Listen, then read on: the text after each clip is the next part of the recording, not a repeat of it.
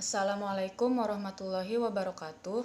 Saya Eli Herawati, NPM 202112500011 dari kelas X2A. Di sini saya akan mengumpulkan tugas UAS Pronunciation Praktik yang diberikan oleh Miss Ayu Bandu pada tanggal 4 Juni 2022. Saya mulai. Today, I'm going to talk to two young people who are both doing voluntary work in the sports sector.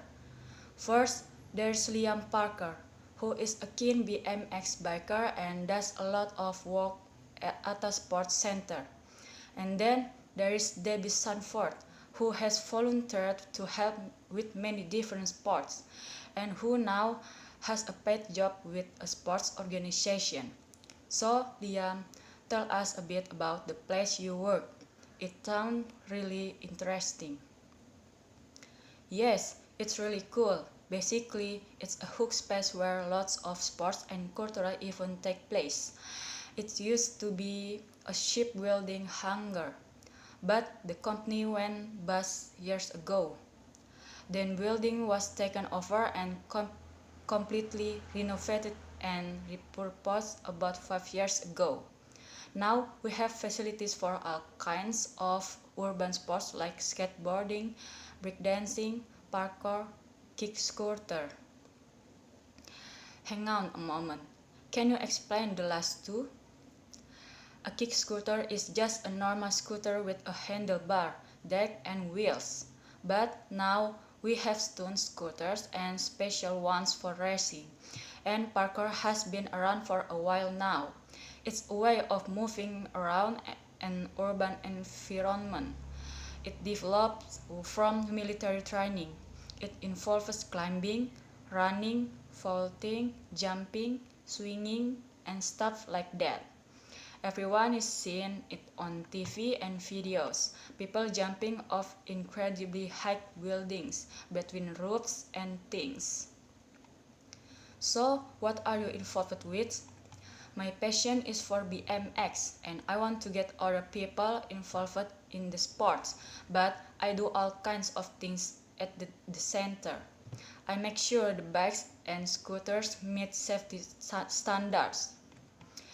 I check the tracks and ramps so that they are clean and no one can slip and hurt themselves. I teach kids the basics of BMX and do demonstration. I sometimes cook in the burger fun too. Right? So you have learned a lot of skills? Yeah, at first I was a bit nervous about speaking to groups, but now I have no problem giving safety induction to people. I had to learn sports specific first aid in case anyone hurts themselves, cooking hygiene for the burger fun, much for taking money at the till. I've had a lot of training in different areas and gained useful certificates.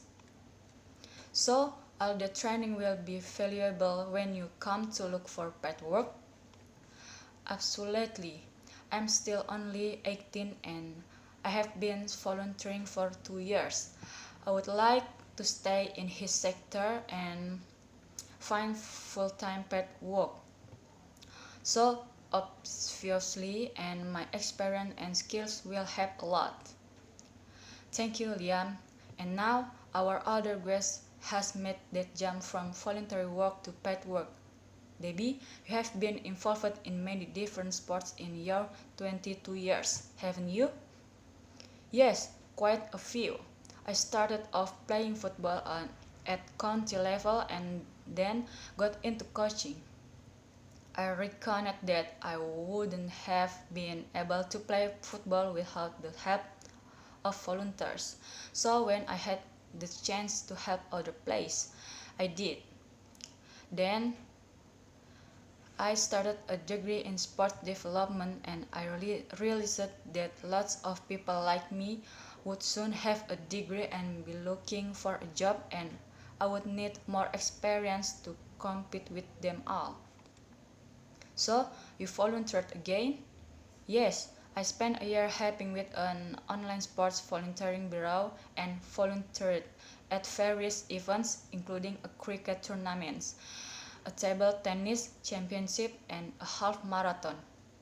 Wow, that's a lot of experience.